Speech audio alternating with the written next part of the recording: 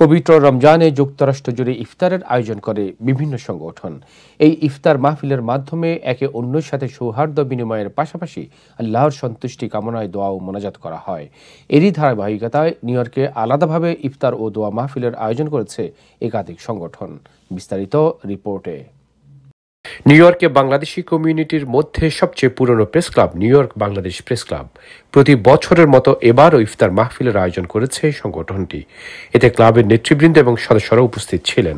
সংগঠনের সাধারণ সম্পাদক মমিদ মজুমদারের সঞ্চালনায় অনুষ্ঠানে অন্যদের মধ্যে উপস্থিত ছিলেন প্রবীণ সাংবাদিক মঞ্জুর আহমেদ, সাবেক সভাপতি ও টাইম টেলিভিশনের সিইও আবু তাহের, তাসের মাহমুদ, সালাউদ্দিন আহমেদ সহ অন্যরা। আমরা সকলের যারা মৃত্যুবরণ করেছেন তাদের রুহের মাগফিরাত কামনা সহ। এদিকে নিউ ইয়র্ক সিটির এক রেস্টুরেন্টের ইফতার মাহফিলের আয়োজন করে রূপসী চাঁদপুর ফাউন্ডেশন। সংগঠনের সভাপতি ফখরুল ইসলাম মাসুমের সভাপতিত্বে অনুষ্ঠানে অন্যদের মধ্যে উপস্থিত ছিলেন সাধারণ সম্পাদক নূর আলম মুনির, উপদেষ্টা হারুন ভূঁইয়া, আহ্বায়ক আবু বকর, সদস্য সচিব ফয়েজ আহমেদ, বাংলাদেশ সোসাইটির সভাপতি আতাউর রহমান সেলিম, সাধারণ সম্পাদক মোহাম্মদ আলী সহ অন্যরা। ইফতারের পূর্বে সংগঠনের সদস্য এবং পরিবারের জন্য দোয়া ও মোনাজাত করা হয়।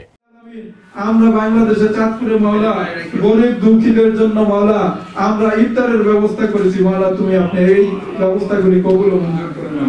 ওয়া তুব আলাইনা ইন্নাকা আনতাত তাওয়াবুর রহিম বিরহমাতিকা ইয়া আরহামার রাহিমিন। সৌরভ ইমাম, আইবিটিভি, নিউ ইয়র্ক।